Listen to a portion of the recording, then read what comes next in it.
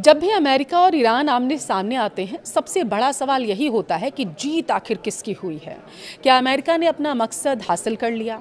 क्या ईरान झुक गया? या फिर असली फायदा किसी तीसरे खिलाड़ी को हो चुका है? आज हम टू द पॉइंट में तथ्यों के आधार पर समझेंगे कि इस पूरे संघर्ष में आखिर किसे सबसे ज़्यादा फायदा और किसे सबसे ज़्यादा नुकसान उठाना पड़ा है।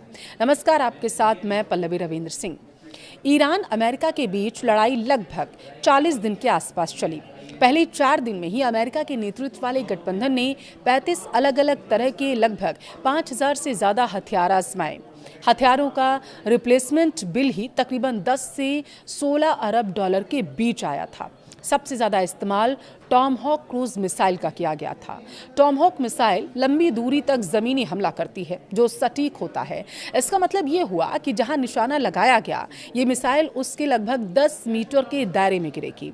इन्हें आमतौर पर जहाज़ों से दागा जाता है और इनकी रेंज 1000 मील तक हो सकती है। देखिए, टॉमहॉक मिसाइलों का मैन्युफैक्चरर रेथियॉन अब तेजी से प्रोडक्शन में लगा हुआ है, लेकिन centre for strategic and international studies के अनुसार मैन्युफैक्चरिंग लीड टाइम से 2 से 3 साल तक बढ़ाया जा सकता है, क्योंकि डिमांड और भी तेजी से बढ़ी है।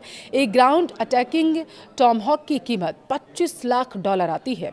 वहीं शिप अटैक वर्जन, जिसे खाड़ी में यूएस नेवी डिस्ट्रॉयर से फायदा किया जाता है, उसकी कीमत लगभग $50 लाख आकी गई है।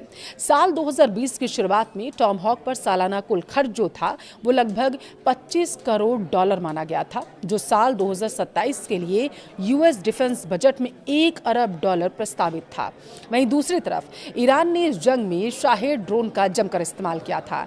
ऐसे एक ड्रोन की कीमत लगभग $30,000 आकी गई थी। अमेरिका ने उन्हें मार गिराने के लिए पेट्रियट इंटरसेप्ट की मदद ली थी। हर इंटरसेप्टर की कीमत लगभग $40 लाख थी। टॉमहॉक क्रूज मिसाइल बनाने वाली कंपनी रेथियॉन ने बताया था कि पहली तिमाही की कमाई साल दर साल जो है वो 21% बढ़ी है। बताया गया था कि हथियारों की डिलीवरी 40% से ज़्यादा बढ़ी। ब्रिटेन की सबसे बड़ी डिफेंस कंपनी BAE सिस्टम जंग के पहले दिन गिरते इंडेक्स के मुकाबले 6% तक बढ़ गया था। वहीं जर्मनी की राइन मेटल साल 2026 में लगभग 40% की सेल्स ग्रोथ का अनुमान लगा रही है। फ्रांस की कंपनी थेल्स ने बताया था कि पहली तिमाही के ऑर्डर्स साल दर साल 27% तक बढ़े हैं। पहली तिमाही में इस कंपनी के 7 सबसे बड़े कॉन्ट्रैक्ट में से 5 डिफेंस से जुड़े हैं और इटली की कंपनी लियोनार्डो ने साल 2030 तक अपना मुनाफा दोगुना करने की योजना बनाई थी। उसके शेयर एक ही सेशन में 9% तक बढ़ चुके थे। अब आप समझिए, जब हॉर्मुज स्ट्रेट बंद हुआ तो कतर की स्थिति बड़ी विकट हो गई थी। दुनिया के लगभग 20% लिक्विफाइड नेचुरल गैस यानी कि LNG की सप्लाई रातों रात मार्केट से गायब हो गई थी। अमेरिका में आप गैस के लिए जो पेमेंट करते हैं, समझिएगा, और एशिया में आप इसे जिस कीमत पर बेच सकते हैं, उसके बीच के गैप को स्प्रेड कहते हैं। युद्ध तो बाद में शुरू हुआ, ये पहले से ही ज़्यादा था। जब कतर की मुश्किलें बढ़ी तो ये गैप और भी ज़्यादा बढ़ने लगा। अमेरिका में कीमत काफ़ी कम है, क्योंकि वहाँ सप्लाई बहुत ज़्यादा है और उस सप्लाई की दूसरे मार्केट तक पहुँचने की क्षमता उतनी ज़्यादा नहीं है। अमेरिका से आने वाले एक टैंकर के लिए हर डॉलर के स्प्रेड की कीमत लगभग 30 से 35 लाख है। यह बहुत बड़ी रकम होती है। अगर $15 का स्प्रेड है तो आप हर टैंकर के लिए $4.5 करोड़ की बात कर रहे हैं। युद्ध जब शुरू हुआ था और उसके बाद इसका दायरा 50 से 100% तक बढ़ गया था, लेकिन फिर भी अमेरिका में गैस की घरेलू कीमत में ज़्यादा बदलाव नहीं हुआ। वैसे तो ये कुछ अजीब बात है कि वेस्ट टेक्सास में कीमत गिर गई। वेस्ट टेक्सास में कीमत असल में $4 से $5 प्रति मिलियन BTU के बीच है, लेकिन जब यही गैस टोक्यो पहुंचती है तो वहाँ $20 प्रति यूनिट के हिसाब से बिकने लगती है। उस गैस को शिप करने वाले ट्रेडर एक टैंकर पर $4.5 करोड़ कमा रहे हैं। कीमत में इतने बड़े अंतर क्यों हैं, अब आपको वो समझाते हैं। देखिए, किसी असाधारण घटना से फ़ायदा उठाने के लिए 10 साल की तैयारी लगती है। इसके लिए तैयारी और अवसर का मेल होना बहुत ज़रूरी होता है। ऐसा उन लोगों के साथ नहीं होता जिन्होंने पिछले 10 साल से इन्वेस्टमेंट नहीं किया होता है। लेकिन बांग्लादेश, पाकिस्तान, मिस्र जैसे देशों का क्या, जिनके लिए कीमतें बर्दाश्त से बाहर निकल जाती हैं। युद्ध से पहले ब्रेंट क्रूड ऑयल का एक बैरल लगभग $73 पर था। युद्ध के दौरान ये $120 को भी पार कर गया। इतना ही नहीं, ये उतार चढ़ाव भी एक बिजनेस बन गया था। खरीदने और बेचने की कीमतों के बीच जितना बड़ा अंतर होगा, ऑयल ट्रेडर उतना ही ज्यादा मुनाफा कमाते हैं। BP का प्रॉफिट भी इस दौरान दोगुने से ज्यादा हो गया था। नॉर्वे की कंपनी की बात हम करें तो इक्विनोर ने अपना मुनाफा $9.8 अरब बताया था। ये बीते 3 साल में किसी भी तिमाही में हुआ अब तक का सबसे ज्यादा प्रॉफिट माना गया था। अब देखिए, लड़ाई की वजह से मार्च की शुरुआत से ही कतर में शेल का LNG प्रोडक्शन बंद कर दिया गया था। हमलों से कतर में उसकी पर्ल फैसिलिटी को नुकसान पहुंचा था और इस वजह से शेल का आउटपुट 4% तक गिर गया था। और जिस युद्ध की वजह से कतर में उसका ऑपरेशन बंद हुआ था, उसी युद्ध ने कई सालों में उसका सबसे बड़ा प्रॉफिट कमाया था। लड़ाई की वजह से उसे नुकसान हुआ, लेकिन साथ ही जंग से उसने कमाई भी अच्छी की। अब खाड़ी के देश सऊदी अरब, संयुक्त अरब अमीरात और कतर इस युद्ध में सिर्फ मूक दर्शक नहीं बने रहे। आप समझिए, उनकी भूमिका पड़ोसी और खरीदार की भी रही है। साथ ही उन्हें निशाना भी बनाया गया था।